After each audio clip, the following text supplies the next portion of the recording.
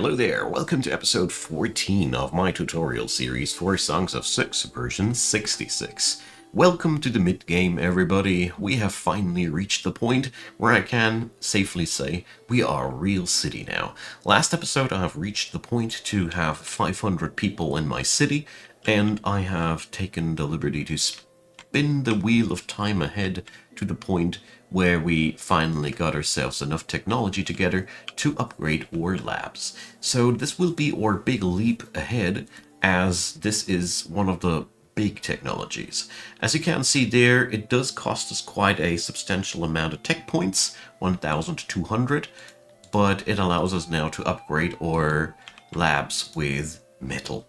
I've also had the liberty to just upgrade our metal production a little bit, or I put new ore into the machinery. Either way, the difference here is that we gain roughly 1,500 tech points now per lab. This is an insane change of things, and since our city now has become fairly rich, we are now at the point where we should start considering how we work. On the other hand, we have now finally completed our production of leather armors, or we are well underway, so let's give our little elite unit here, our first actual unit of soldiers, I mean, a bit of leather armor. So this way you can use the goods that you're producing, or you just decide to not to and use it for yourself.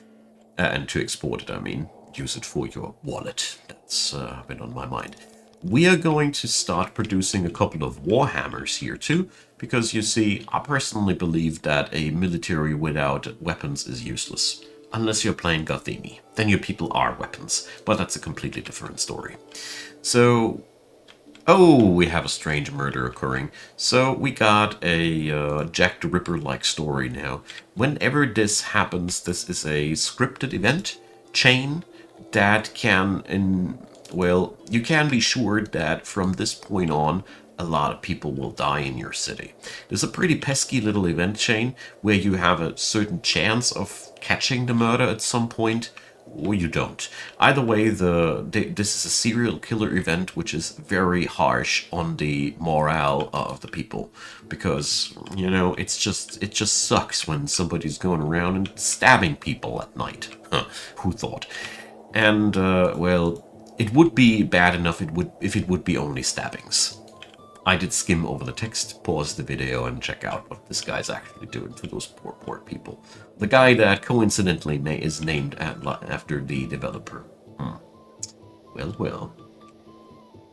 So our next important thing to do is we need to upgrade the city wherever we can. It's a vital importance now that we use those extra tech points that we have created to upgrade the hell out of that city. I just don't want to upgrade things right now that require metal. Obvious reasons, I guess. So we're going to crank up the number of smelters here, so the smelting is getting done faster. And, well, it sucks a little bit that we have now that mass murdering spree, but, well, we have now enough metal for the next lab. And this is where we will notice that things pick up on speed, as both labs will now have a daily extra science production. That kicks in quite hard. Okay, with those new tech points, we can now do all manner of different things, but first we obviously need to wait until the extra tech points have seeped into the system. Let's see, we are still positive on the wood production. That's good. Not so good that we are now negative on the entire worker front. Well. So, as you can see here, these little events can take quite can mean quite some burden for your city, but on our current situation, we just will notch down the production of military goods and we're golden. No problem.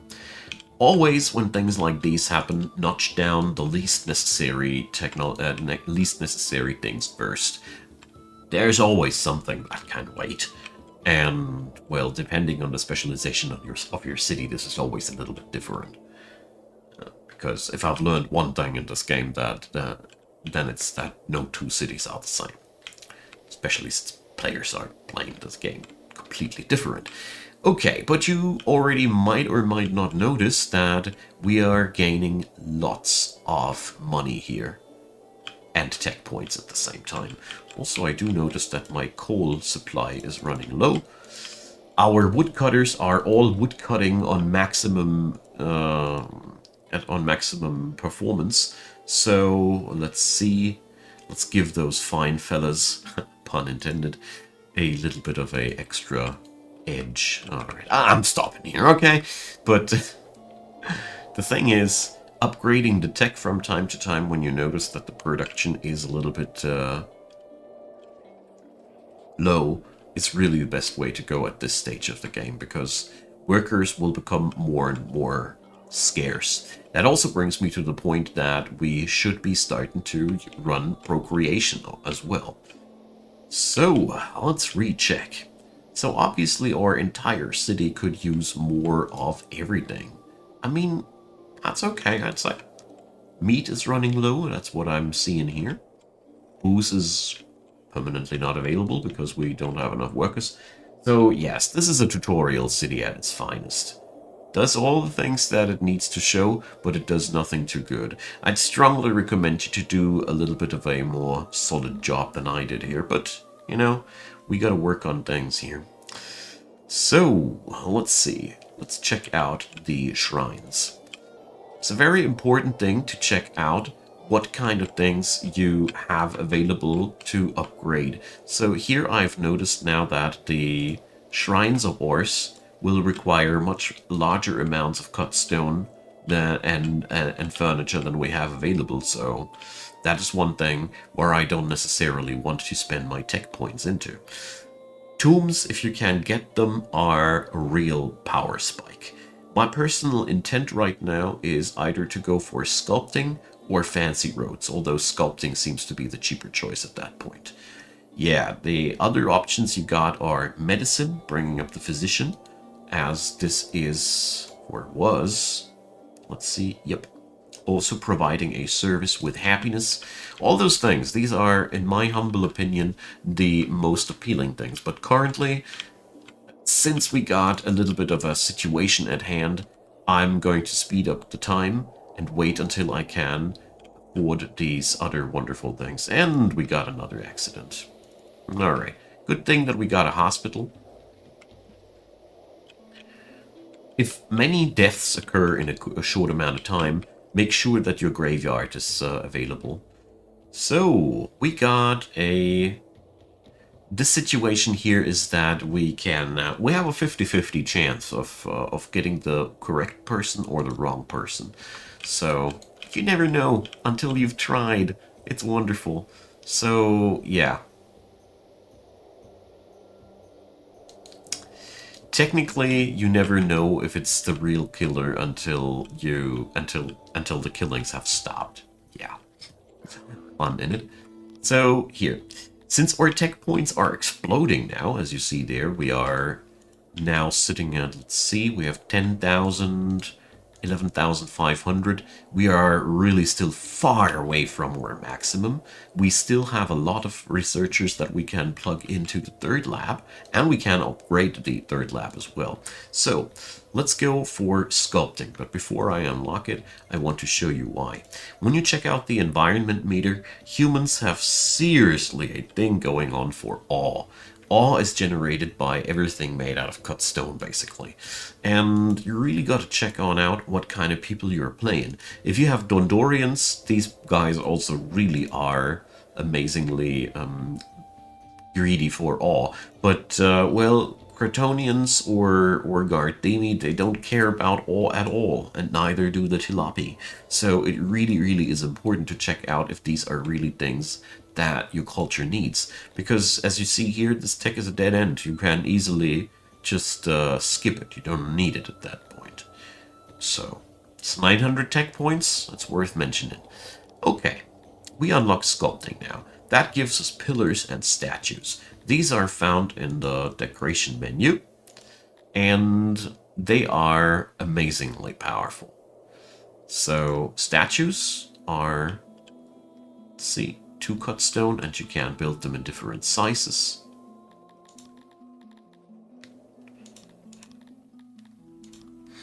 And pillars, same thing, same costs. I don't know if it's just a matter of taste. As far as I've seen, they don't have any gameplay differences whatsoever. So we're now going to plaster a couple of these things over the city. Here again, mentioned it several times before, it's spread that matters. Don't cluster them all up at one point. You lower the effectiveness of these bad boys by a lot. Try to spread them all over town. Especially add sites where a lot of people will congregate. There's also okay to slap down a large one. Okay, so there's been a couple of deaths, and let's see how things will go on from here. So that really showcases how powerful the Mason is, as the Mason can directly translate your cut stone into citizens. Basically, that's what it is. And here you see that the ore meter is slowly crawling up.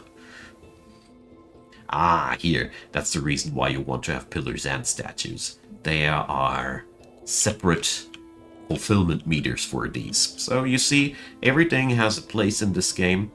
The developer really puts up a great deal to have everything relevant to the game. I really appreciate that. Okay, we are going to buy ourselves some ore for another around 20,000 denarii.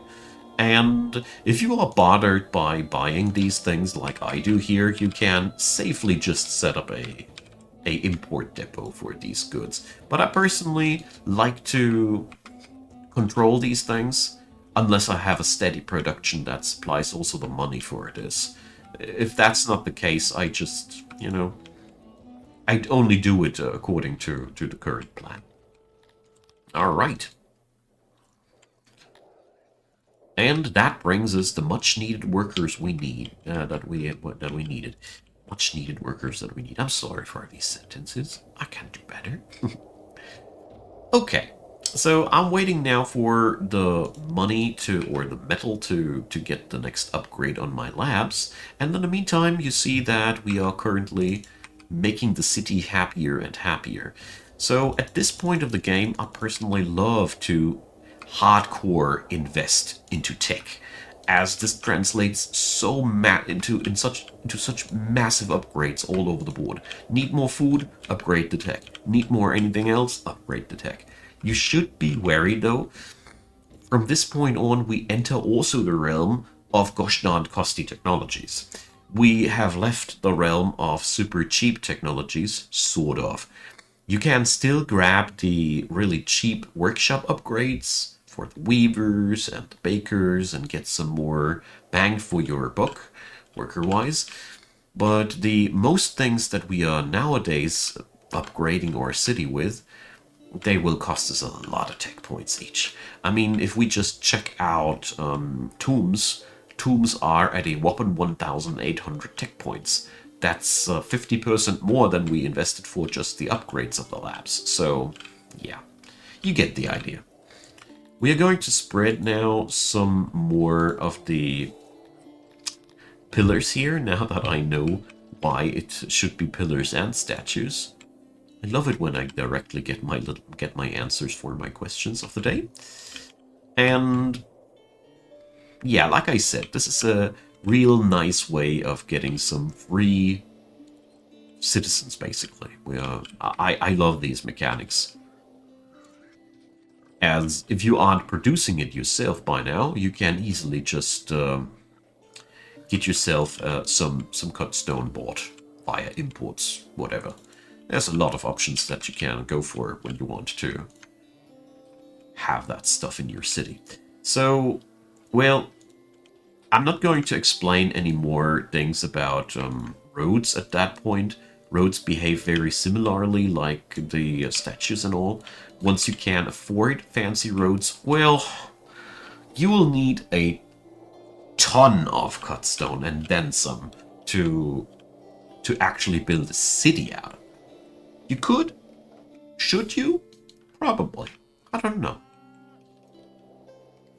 So noticing that the deaths have stopped, I think we might have actually catched the correct Jake the Invincible. What a luck for us. At this point, you might also have noticed that we are almost losing no more money at all. We are constantly gaining money at all ends, and that's a really, really good development. The environmental bonuses here, they slowly accumulate. Getting these things up is a very, very tedious chore, and I personally am pretty okay with 60 to 70%. So we could set up some more braziers and such, but I don't know if you checked the numbers. I did. We have now gained roughly 25 people more just out of the application of cut stone here. That's all. I also failed to mention in the previous episode that having an army makes your people also happier. So that's another nice thing about setting up your people in the city like that. Okay, so where to next? We receive a ton of new tech points, and at this point we are now either going to build a massive and impressive city, or we start dominating the world around us. These are the two venues that you can go for from this point on. We will be next up unlocking the tombs. Yes, it is a really, really hefty chunk of science, but it is also a real steroid for your for the fulfillment in your city. It's also one of the most costly buildings out there in the game, so be wary. It'll not only cost you cut stone. So, there we go. Tombs, though. So, it's Tombsday. Yeah, and oddly enough, they're named crypts. Whatever. So, a crypt, well, let's build it somewhere decent. Doesn't really need to be a decent place, but you get the idea. So, if you want to be super fancy pants, you can go for a cut stone building, but once you've seen the costs of these things, you will not. So we're going to set up a couple of graves, and you already might have noticed there's gemstone involved. This is horrible. Gemstone is one of the most painful to acquire materials, and yeah. We need to put in statues now next to create more respect. So let's see. It's 18 for 40, and yeah, you are way better off with the small ones.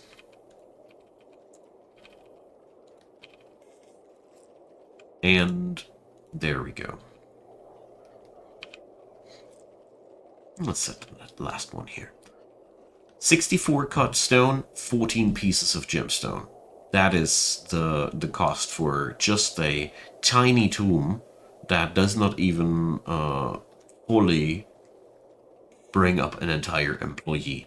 So you either have to invest a terrible amount of resource to make this big enough to employ, at least to have a efficient employee ratio, or you go down like I do here and you're like, yeah, that's okay. We'll have 0.4 graveyard keepers here, so I'll leave that up to you. When we are buying gemstone, you will notice that something deep down inside your wallet will start to bleed, because it is just that costly. I'm going to buy myself 40 pieces of gemstone, because obviously we do require more than one tomb. So 54,000 are just blown and are just gone like that. Although this allows us to build 3 of these things. In this business, my personal verdict is the more, the better. because you don't want your fulfillment to plummet with these at any point of the game. We also need to set up another crate for these. So let's see. Where can we? Let's cut that away and go that way. So that should suffice. And if you have at any point of your career too much money at your hand, you can always invest it into gemstone and make your own people super happy with that. Humans, at least if you play humans as well, love to stockpile that stuff. If you're playing Dondorians, you can do the same thing with Scythalon. Every race has a certain material it loves when it gets stockpiled. That's one thing that I totally have noticed over the course of the time. So when we are trading these days, I'm trading a lot with pottery and clay wherever I can, because these materials are our main source or main venue of export. We are selling these a lot.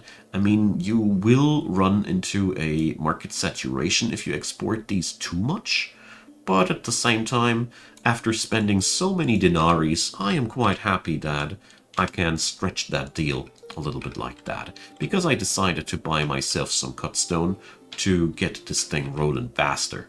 We might be producing our own cutstone, yes, but it doesn't hurt to get ourselves a helping hand on that venue. Okay, let's just set up an extra road here. And this showcases, I think, quite brilliantly how much cutstone is one premium resource. I mean, it's really one of the most valuable and sought after resources out there. So we are going to scatter these places now a little bit all over the map so that there is a service distribution. But you will quickly notice how the religion boss skyrockets the moment that you have crypts available. Strongly recommend you to have at least 2 crypts, or like I do it here, 3, because, you know, they are just that good. It is fulfillment without end, and I rather have a few too many, so that if a sudden death spree might happen, I'm not going to be in trouble like that. It's just my personal care. Okay, so yeah, we don't have enough gemstone to bring up 3 crypts today, but whatever, 2 of them are absolutely enough. Okay, with that, we have a massive migration wave triggered. That's exactly what I wanted to see. And this is why I say it is money well spent. As you can see here, the installment of those crypts has brought us more religious fulfillment than we've had entirely before. It is stronger than the entire religious fulfillment that we had previously. That's why I like doing this. So we got now a lot of tech points now left over. Let's see. I must check back. Yeah, paper making is one of the things that we'll be requiring as well. Paper making is a wonderful industry. For one, it is another industry that'll eat up your wood, but for another thing, it is another industry that creates value out of frickin' timber. I love industries that do this. Why? Because in most biomes, wood is really not hard to come by. As you see here, I'm now building, by the way, a real huge woodcutter, because I am now at the point where we don't need to worry about any investment anymore. It does cost us a ton of auxiliaries, as you see there. This large side does eat up so many of these. It is a very, very costly thing here altogether, but it'll also crank out a lot of timber for us. 220 each, we can totally afford that. Let's check back with our productions of food, and that is where we do need to correct ourselves a little bit. We have more grain in the production compared to the consumption, so let's do this. Hire 10 more people. and clap in a couple of extra bakers, if that is even possible. Okay, I do realize that my bakery is at the end of its capacity, so that's a wonderful opportunity for us to upgrade these buildings. So here goes the refined bakery.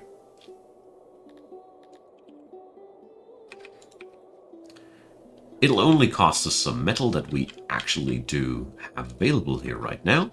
Wonderful. So, yeah, now at that point you might also realize that you don't have the necessary material anymore to fulfill, but that is, as a matter of fact, a good thing. Because what we have just gained is extra capacity.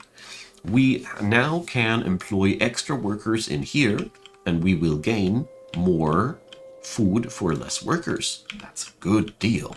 Okay, with the extra tech points that we got available, we are going to increase our husbandry tech by another level. And, well, let's see.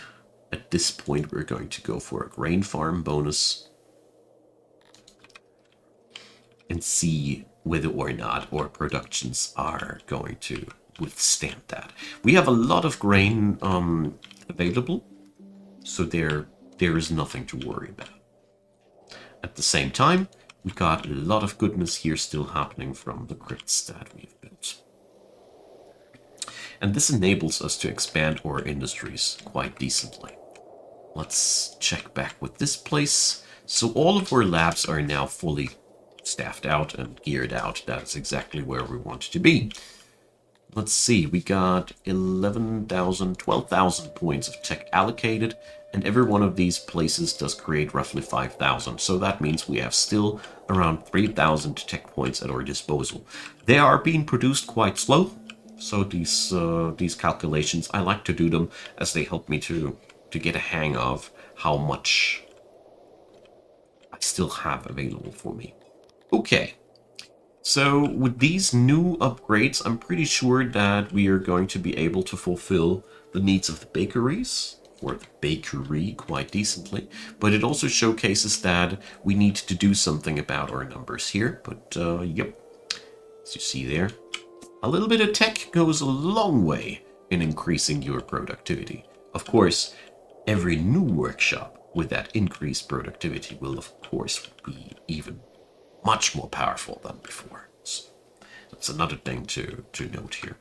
Okay, let's see how the big old woodcutter project came along. Pretty decently, I gotta say. Because this is now something that we need to work around very, very very soon. So woodcutters can also be upgraded, but the upgrade for the woodcutters is one of the most costly ones in the game. It's not only metal, it's machinery as well, and a substantial amount of that. I mean, well, you can take it out and you can upgrade it, but, you know, you will have to invest quite a lot of material into all that. Do I even need to research that? No, we don't need to research that. It is available at all points. Many things have changed in the previous version, so here goes. If you are stupidly rich, you might as well just upgrade your woodcutters. I guess those are chainsaws or something like that. I mean, machinery and metal? Who knows? Either way, my friends, that pretty much marks the end of today's episode. We are going to continue next time with the setup of the paper maker, and I'm going to do a little bit of research about what's up next, because here we enter the part of the game that has been influenced by v66 quite a lot, namely the outside world interactions. So yeah, drop me your comments down there below. Ask me your questions and whatever is happening in between, and I hope you had a good time. Thumbs up would be appreciated, consider subscribing, and of course down there in the description box, there's tons of links. There's my playlist for this entire thing that I'm doing here, and there's also a playlist for the shorter tutorials, so if you don't want to have a let's play thing, It's there too. What's left to say? Thanks for supporting Icon Gaming. If you want to spend a dime or two on my work, there's links down there to Patreon, PayPal, or buy me a coffee. If you want to preview my videos early, you can do so by joining the membership system. It's all just time-gated stuff, don't you worry. All you have to do is to wait if you don't want to. And I want to say a big thanks to all those people supporting this channel. I really appreciate you guys. And a big thanks to you for watching this video up until the very end. Much appreciated. Have a nice day and see you next time. Bye bye.